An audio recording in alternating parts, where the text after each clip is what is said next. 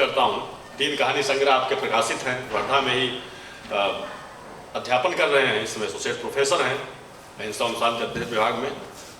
कार्यक्रम की अध्यक्षता कर रहे कुलजीत भाई और मंच पर उपस्थित सम्माननीय विद्वान, सभागार में उपस्थित मित्रों।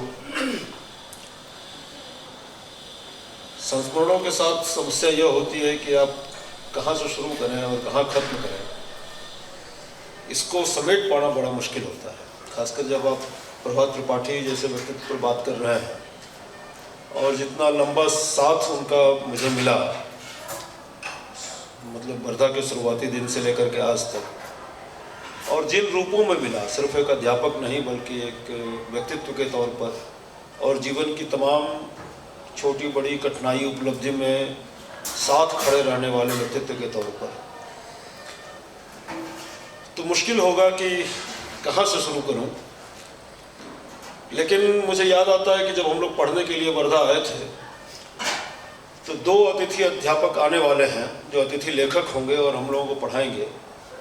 यह चर्चा थी, हम लोग थोड़ा पहले आए थे और नंद किशोर आचार्य आने वाले हैं और प्रभात त्रिपाठी आने वाले हैं। ये हम लोगों के बीच जानकारी हम लोग को हुई थी।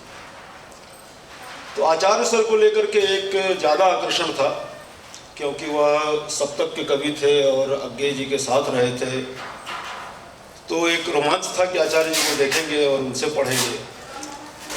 प्रभात सर को लेकर के वैसा आकर्षण नहीं था, मतलब अधिकांश तो उनको जानते भी नहीं थे कि प्रभात त्रिपाठी कोई लेखक है, लेकिन आ रहे हैं वह, तो उनके बारे में थोड़ा बहुत हमने देखा कि विश्वविद्यालय ने केदारनाथ अग्रवाल पर उनका एक संचयन प्रकाशित किया था, तो उसके संपादन प्रभात जी ने किया था। तो वह किताब निकाल करके हम लोगों ने उसको पढ़ना शुरू किया और क्या भूमिका उन्होंने लिखी है, ताकि वो आए तो उनसे एक बातचीत का सिलसिला बने। लेकिन थोड़े दिनों बाद जब हम लोग उनसे पढ़ने लगे, उनके साथ उठने बैठने लगे, तो आचार्य सर का जो एक गुरुडम है, उनके व्यक्तित्व की जो गंभीरता है, वह शहर ऐसा था कि उसमें आप विश्वविद्यालय में पढ़ने के अलावा उस शहर में दूसरी दिलचस्पी की चीज़ें कम हैं, नहीं के बराबर। और विश्वविद्यालय भी ऐसी जगह था कि एक बार यदि आप उस परिसर में चले गए तो वापस फिर शहर में आ भी नहीं सकते। वह एक बस थी जो कि ले जाती थी और वही फिर शाम में ले आती थी, बाकी शहर से आपका कोई संबंध बनता नहीं। तो आचार्य सर के पास हम लोग जाने में फिर झिझकने लगे, उनका व्यक्तित्व थोड़ा अलग किस्म का था। तो उस समय फिर प्रभात त्रिपाठी का होना वह हम लोगों के लिए बहुत एक छायादार वृक्ष की तरह का होना था। प्रभात जी के साथ आप बहुत अनौपचारिक हो सकते थे, बल्कि बताना चाहिए कि नहीं बताना चाहिए, लेकिन वह मतलब अध्यापक और शिष्य जैसा मामला नहीं रह गया था। और हम लोग इंतजार करते थे कि आचार्य सर कब राजस्थान जाएं अपने घर कुछ दिन के लिए।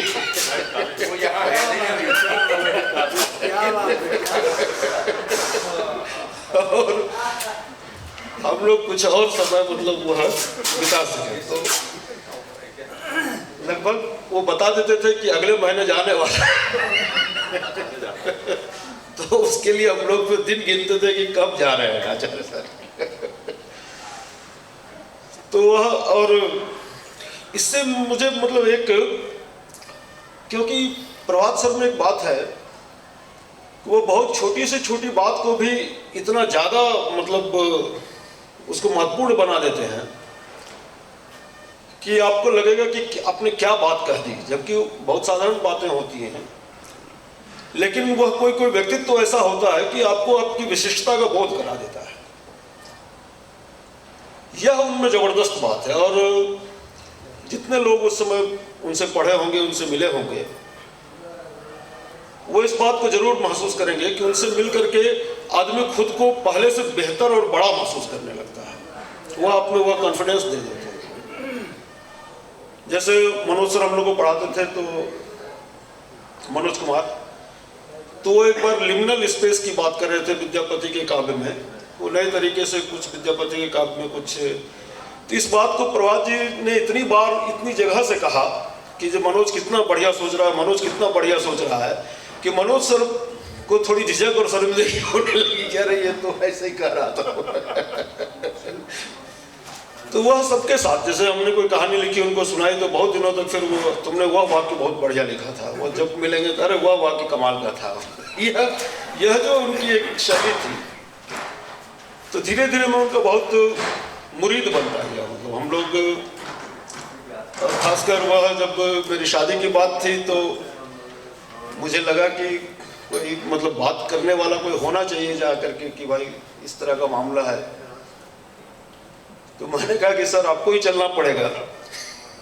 तो हर माँ बाप की एक जिज्ञासा होती है कि लड़के की आदतें कैसी हैं और अपनी बेटी यदि इससे शादी करेंगे तो पता नहीं लड़का कैसा है नहीं है।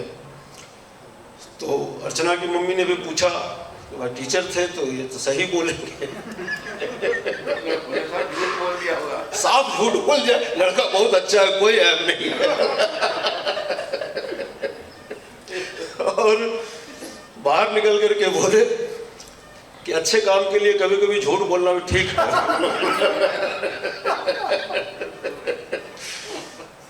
यदि वो झूठ ना कहा होता, उन्होंने सच कह दिया होते तो शादी नहीं हो पाती। यह भी एक मामला है। तो वह एक मामला इस तरह का है। अध्यापक प्रभात सर कैसे थे, यह तो चूंकि मुझे तो आचार्य सर पढ़ाते थे ज़्यादा, आचार्य सर की कक्षाएं मतलब वो अहिंसा शांति अध्ययन के लिए वही आए थे। लेकिन कभी कभी प्रभात सर भी आते थे, खासकर कुछ, और उनकी कक्षा जैसी नहीं लगती थी। मतलब वो आकर के कहीं से अपनी बात शुरू किया, उन्होंने अब तो और मुश्किल होगा।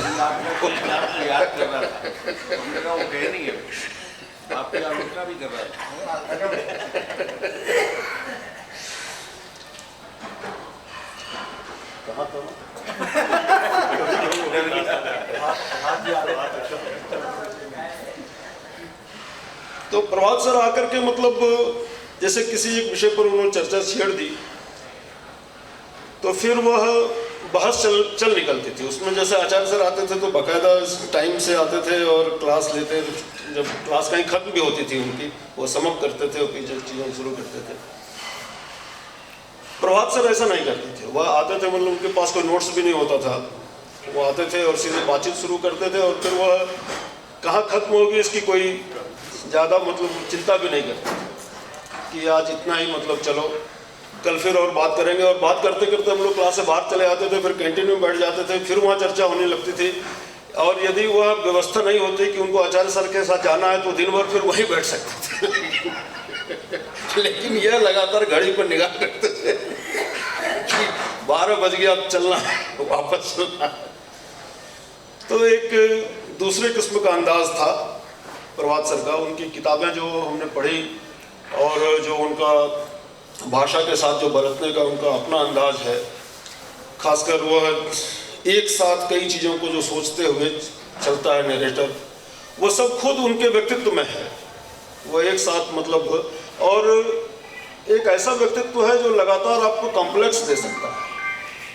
आप उनसे मिल करके एक तो खुद बड़प्पन का एहसास तो करवाते ही हैं, लेकिन क्या कोई व्यक्ति इतना ईमानदार हो सकता है अपने बारे में, खासकर जो मध्यवर्गीय नैतिकताओं वाला जो एक मामला बनता है कि हम जो सोचते हैं उसको हूबहू किसी को बता नहीं सकते, लेकिन वो व्यक्ति बेझिझक और बेहिचक बता सकता है कि वह क्या सोच रहा है, और उसको लेकर के कोई कुंठा नहीं है उनके मन में। यह एक बहुत विलक्षण बात लगी मुझे। उनका जो अपना पारिवारिक जीवन रहा, उनका एक बेटा हम लोगों का दोस्त मित्र है, एक ही बेटा है सिद्धार्थ। तो सिद्धार्थ के साथ जो उनके रिश्ते थे या हैं, वह कॉम्प्लेक्स देता है। मतलब हम लोग अपने पिता के सामने ठीक से खड़े नहीं हो सकते और सिद्धार्थ और प्रभात त्रिपाठी सब करते हैं साथ। वह जब सिद्धार्थ आए वहाँ तो बड़ा अजीब लगा कि मतलब एक बाप बेटा ऐसे हो सकता है।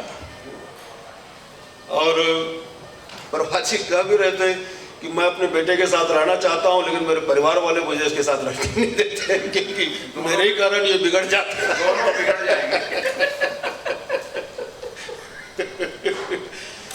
तो वह एक मतलब एक ऐसा व्यक्ति जो लगातार मतलब उस तरह की चीज़ों को जिसके हम लोग आदी हैं, खासकर मध्य वर्ग में जो एक आवरण जो है उसको वो तार तार कर देता है। वो व्यक्ति आपकी बातचीत में अपने पूरे जीवन के मतलब ऐसा नहीं कि आदमी केवल बोल रहा है या कुछ ऐसा लिख रहा है, बल्कि अपना पूरा जीवन भी वो इसी तरह जी भी रहा है। और इस तरीके का एक व्यक्तित्व मतलब मैं कई लोगों से मिलता रहा हूँ, मिलने का सबको अवसर मिलता है, लेकिन आप उनकी तुलना किसी दूसरे से नहीं कर सकते। प्रभात जी की तुलना मतलब ऐसा व्यक्तित्व आपके सामने आप ही के समय में है, यह उसको ठीक ठीक बता पाएंगे तो लोगों को थोड़ी मुश्किल होगी कि नहीं इसमें कुछ अतिरेक है ज़्यादा।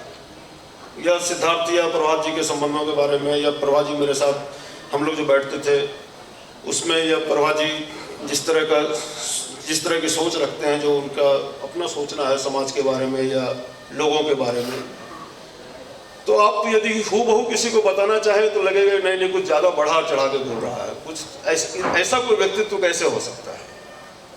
लेकिन वो हैं, हमारे बीच हैं, और उनसे तो मतलब वर्धा तो वो कम ही समय के लिए रहे, 1 साल ही रहे, लेकिन यह अच्छा रहा मेरे साथ कि मतलब मैं उनके निकट संपर्क में आ गया, और खतों किताबत और फ़ोन पे बातचीत। मैं तो सिद्धार्थ की शादी में आया तो सबको याद भी दिलाया मैंने कि मैं आपके घर बारात होकर के आया हुआ हूँ। उससे वो मुझे आज सुबह भी कह रहे थे प्रणाम आदरणीय।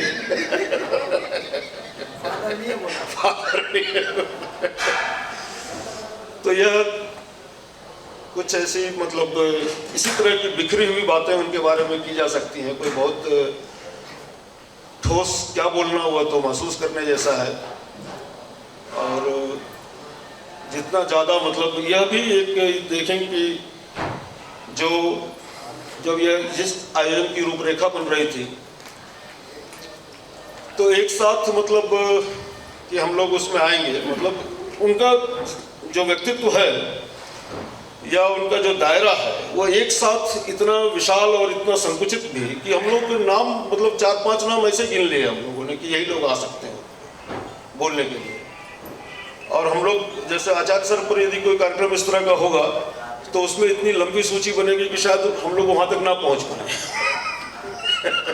उनका दायरा जितना बड़ा और विशाल है कि जैसे, लेकिन प्रभात सर पर जब बातचीत करनी होगी तो उसमें हम लोग आ जाएंगे।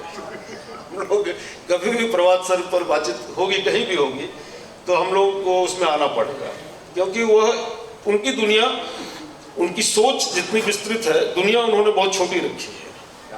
उनके मतलब वह बहुत कम लोग उनके दायरे में हैं, लेकिन जो हैं वह तो सिर्फ बता सकते हैं कि उनका होना उनके लिए क्या मायने रखता है। बहुत धन्यवाद।